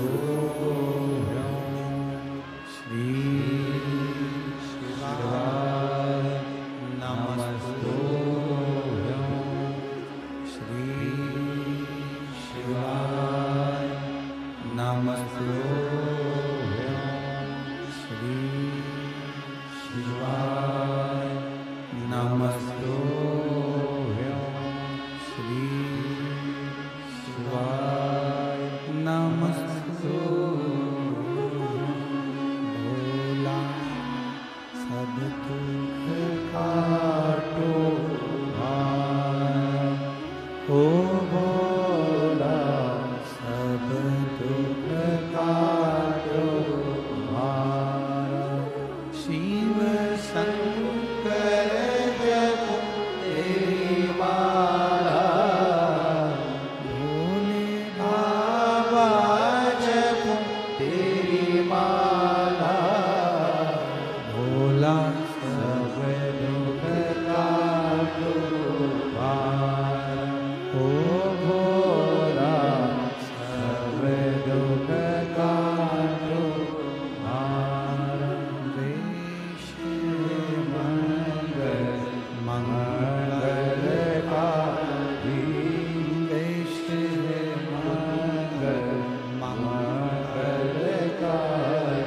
शमशान वासी हमारा, शमशान वासी हमारा, ओ भोला सब दुख काटो भाई, ओ भोला सब दुख काटो भाई। शिव कथा कहती है, लक्ष्मी जी ने बेलपत्र के वृक्ष के नीचे साधना करना प्रारंभ करें। जैसे ही माँ लक्ष्मी ने बेलपत्र के वृक्ष के नीचे साधना करना प्रारंभ करा तो देवाधिदेव महादेव कुछ ही समय में प्रदोष काल के समय पर लक्ष्मी जी के सामने शंकर भगवान प्रकट हुए। शिव जी ने पूछा, लक्ष्मी तुम्हें क्या चाहिए? लक्ष्मी जी कहती हैं, मेरी ये अश्व की योनि, मुझे अश्वी बनना पड़ा, घोड़ी बनना पड़ा। इस अश्व की योनि से मैं मुक्त हूं, पर प्रभु इस अश्व की योनि से मुक्त तो हूं, पर मेरे प्रभु ने मुझे घोड़ी बनाया है, अश्व बनाया है। मैं चाहती हूं मेरे नारायण मुझे इसी घोड़ी की योनि में, अश्वी की योनि में प्राप्त करें। इस घोड़ी की योनि में, इस अश्वी की योनि में मेरे स्वामी, मेरे नारायण मुझे प्राप्त। ठीक है, भगवान भोलेनाथ जी ने कहा, आप चिंता ना करें, जिस प्रदोष काल में आप बेलपत्री के वृक्ष के नीचे आती हो,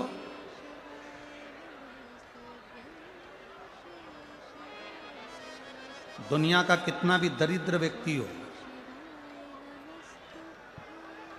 चाहे दुनिया का कोई व्यक्ति ऐसा हो जिसका कभी व्यापार चलता ही नहीं हो, उसने 50 बार बदल के देख लिया, फैक्ट्री चली नहीं रही, जिस काम को करने के लिए जाते हैं वो काम टल जाता है, आज की जगह कल, कल की जगह परसों, परसों की जगह नरसों, काम होता ही नहीं। बेटा बेटी का संबंध करने जा रहे हैं पर हो ही नहीं रहा।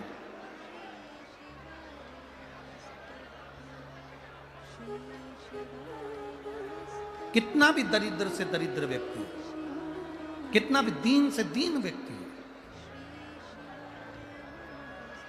एक नियम वो अगर अपनी जिंदगी में बना ले, प्रदोष काल में, प्रदोष के समय पर बेलपत्री के वृक्ष के नीचे एक बार जाकर नमन करना और प्रदोष काल में शंकर भगवान के मंदिर में दिया लगाना, ये 2 चीजें अगर वो 3 महीना भी लगातार कर ले तो उसके जीवन में कभी कोई समस्या आ ही नहीं सकती, कोई दुख आ ही नहीं सकता। एक नियम बना, जैसे जिस नारी को, जिस पुरुष को, जिस बच्चे को, जिस बड़े को चर्म रोग हो जाता है, चमड़ी सफेद पड़ने लगती है, जब चमड़ी सफेद पड़ने लगती है, चर्म रोग जैसा जब हो जाता है या चर्म रोग उसको घेरने लगता है, चमड़ी जब सफेद पड़ने लगे या चमड़ी काली पड़ने लगे, या चर्म रोग सोराइसिस जैसी बीमारी तक के लिए है हमारे।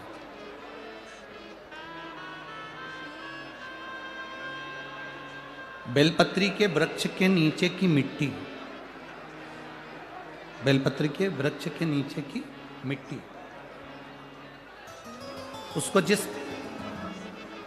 पात्र के अंदर शिवलिंग बनाने के लिए हम गलाएं, जिस पात्र के अंदर हम शिवलिंग बनाने के लिए उसको गलाएं और शिवलिंग का निर्माण कर कर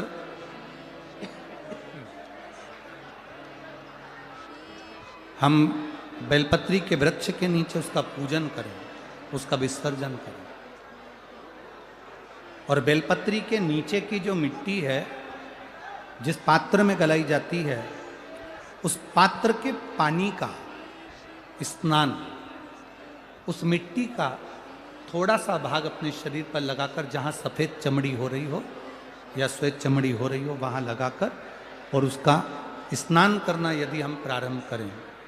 परंतु प्रदोष जैसे अपन शंकर भगवान के मंदिर जाते हैं, दर्शन करते हैं, पूजन करते हैं, उसी तरह बेलपत्री के वृक्ष के नीचे की मिट्टी को गलाकर हम शिवलिंग का निर्माण करते हैं। स्नान करना या शरीर पे लगाने के साथ में सबसे ज्यादा जरूरी है शंकर भगवान के उस शिवलिंग की पूजन करना, पार्थिव लिंग की पूजन करना।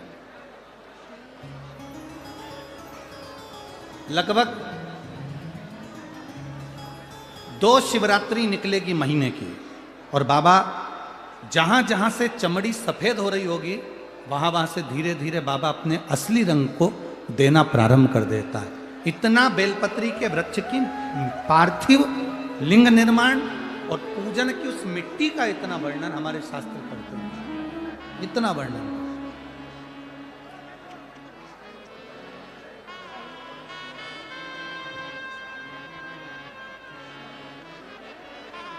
शिव कथा कह रहे, शिव महापुराण की कथा वर्णन कर रहे। स्वयं भगवान देवादिदेव महादेव ने नारायण से जाकर प्रार्थना करी। स्वयं भगवान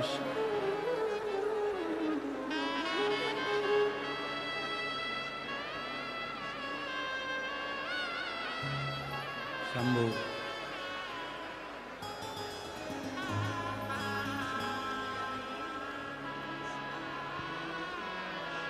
स्वयं भगवान शंकर ने नारायण से जाकर प्रार्थना करी कि माता लक्ष्मी आपके लिए तप साधना कर रही हैं, आप उनको जाकर दर्शन दीजिए। भगवान नारायण शिव जी के कहने पर जाने लगे। भगवान शंकर के कहने पर भगवान नारायण जाने लगे, पर भगवान शिव जी ने भगवान नारायण को रोका, और भगवान शिव जी ने नारायण को रोककर कहा, प्रभु रुको, मेरा निवेदन केवल इतना सा है, जैसे माता लक्ष्मी घोड़ी बनकर, अश्वी बनकर पृथ्वी पर गई हैं, आप अश्व बनकर पृथ्वी पर जाकर लक्ष्मी को लेकर आए। भगवान स्वयं नारायण अश्व बनकर पृथ्वी पर जाते हैं और लक्ष्मी जी को लेकर आते हैं। शिव महापुराण की कथा कहती है, भगवान शंकर का संवाद कहता है, स्वयं नारायण और स्वयं माता लक्ष्मी बेलपत्री के वृक्ष के नीचे विराजमान शिवलिंग का पूजन करते हैं और बेलपत्र की परिक्रमा करते हैं। जैसे ही उन्होंने बेलपत्र की परिक्रमा करी, शंकर भगवान वहां सम्मुख में जब आते हैं तो नारायण और लक्ष्मी जी भी अश्व की योनि से छूट जाती हैं, और नारायण भी अश्व योनि को त्याग कर नारायण लक्ष्मी बनकर वैकुंठ का निवास करने लगते हैं। स्वयं नारायण। आगे सुंदर शिव महापुराण में वर्णन आया है, भगवान शंकर के तेज पुंज से शरणानंद कार्तिकेय जी का प्रागट्य हुआ, जिनको माता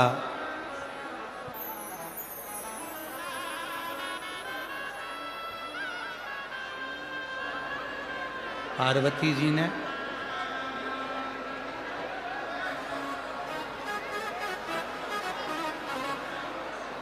शिव कृपा करे।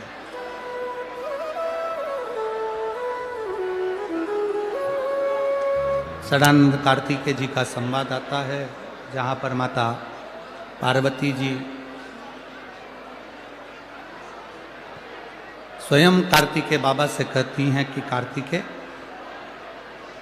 तारकासुर के हृदय में तुम्हारे पिता शिव बसते हैं,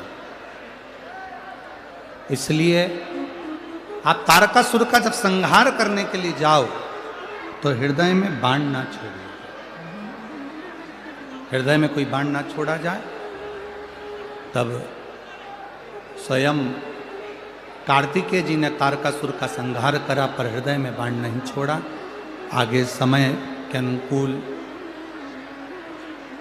शिव महापुराण की कथा कहती है, माता पार्वती जी ने भगवान शिव जी से भगवान गणेश और कार्तिकेय के मंगल विवाह का प्रसंग का वर्णन किया। भगवान गणेश जी रिद्धि सिद्धि को लेकर पधार रहे हैं, जोरदार ताली बजाएं। बोल श्री गणेश जी महाराज की।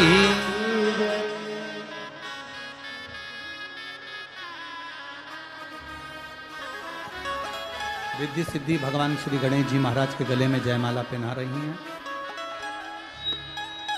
भगवान श्री गणेश जी महाराज ने रिद्धि सिद्धि के गले में जयमाला पहनाई है। रिद्धि सिद्धि ने वही माला निकालकर भगवान श्री गणेश जी महाराज के गले में धारण कराई है। श्री गणेश जी महाराज ने रिद्धि सिद्धि के कंधे पर अपना हस्त कमल दिया। बोल गणेश जी महाराज की। ध्यान देंगे, बड़े भाव से ये पवित्र शिव महापुराण की कथा जो धूलिया नगर में चल रही है, कल इस कथा का विराम रहेगा। धूलिया में कल कथा सुबह 8 बजे से 11 बजे तक रहेगी। जिन्होंने पूरे 5 दिन की कथा का रसपान ना किया हो, वो इस कथा का रसपान कल की कथा का अवश्य श्रवण करें।